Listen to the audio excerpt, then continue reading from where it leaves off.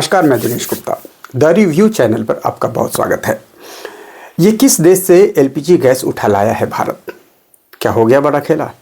बहुत ही अच्छा वीडियो है।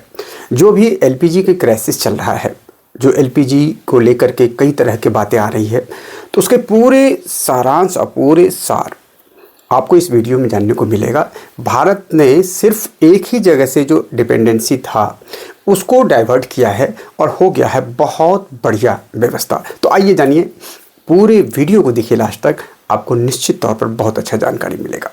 जहां एक तरफ मिडिल ईस्ट में भीषण तनाव है और स्टेट ऑफ हार्मोस पर बढ़ते खतरा जो कि दुनिया के लिए एक ऊर्जा का संकट खड़ा कर रहा है, इन सब के बीच भारत ने मास्टर स्ट्रोक चलते हुए इस संकट का हल निकाल लिया है, जिसके बाद से यह ऐलान हुआ है कि स्टेट ऑफ हार्मोस से भारत के जहाज गुजरेंगे और एक के बाद एक कई भारतीय जहाज स्टेट ऑफ हार्मस पार करके भारत पहुंच चुके हैं।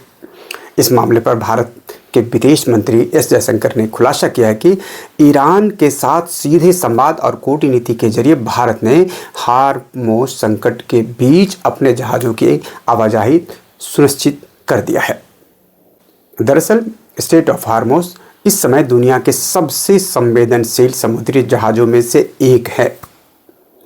अमेरिका, इजराइल और ईरान के बीच बढ़ते संघर्ष के कारण इस रास्ते से गुजरने वाले तेल और गैस के जहाज़ों पर खतरा मंडरा रहा है। इस इलाके में कई जहाज़ों के ऊपर ड्रोन अटैक हो चुका है ईरान के द्वारा।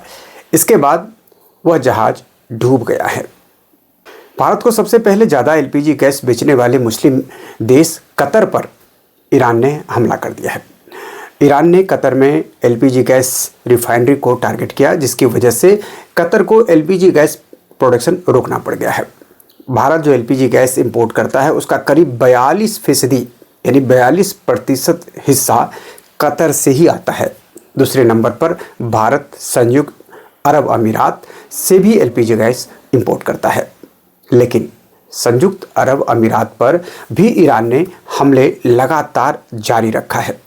आपको बता दें कि भारत के कुल एलपीजी इंपोर्ट्स का 62% हिस्सा कतर और संयुक्त अरब अमीरात से ही आता है, लेकिन इन दिनों दोनों देशों से सप्लाई ठप हो गई है। मगर मामला बिगड़ने से पहले ही मोदी सरकार ने एलपीजी को लेकर एक जबरदस्त खेल शुरू कर दिया है।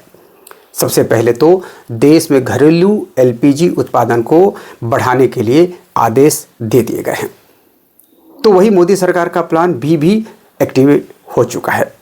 कतर से एलपीजी आनी बंद हुई तो भारत कुछ और देश के पास पहुंच गया और अब इन देशों से भारत में एलपीजी आनी शुरू हो गई है। रिपोर्ट्स के मुताबिक भारत ने तुरंत अल्जीरिया, ऑस्ट्रेलिया, नॉर्वे से कनाडा समेत कई देशों से एलपीजी और एलपीजी गैसों को एलएनजी और एलपीजी गैसों की अतिरिक्त खेपें भारत पहुंचने भी लगी है।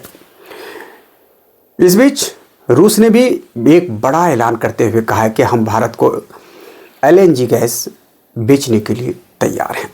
मजे की बात यह है कि कुछ दिन पहले ही रूस के राष्ट्रपति व्लादिमीर पुतिन ने यूरोपीय देशों के अकर निकालते हुए कहा कि अगर यूरोपीय देश रूस पर प्रतिबंध लगाने की सोचेंगे तो हम यूरोपीय देशों की एलपीजी सप्लाई को भी रोक सकते हैं।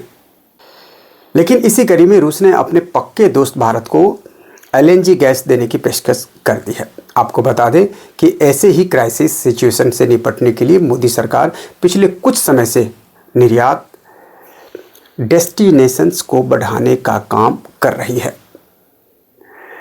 और अब मोदी सरकार का यही प्लान सफल होता दिख रहा है।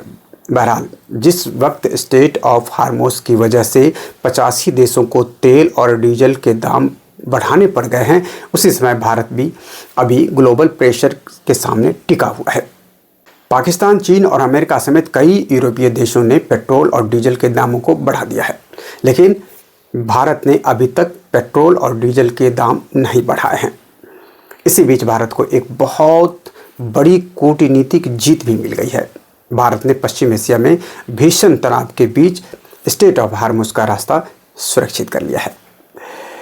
तो इस वीडियो के माध्यम से मैं आपको यही बताना चाहता हूँ, ये क्षणिक कुछ ही क्षण के लिए ये एलपीजी गैस की जो क्राइसिस आप देख रहे हैं, जो इस तरह से बातें हो रही है, कुछ ही क्षणों के लिए है, वो ख़त्म हो गया है, लगभग ख़त्म होने ही वाला है और देश बिल्कुल स्मूथली अपने टारगेट की तरफ आगे बढ़ रहा है। आशा करता हूँ ये वीडियो अच्छा लगा होगा।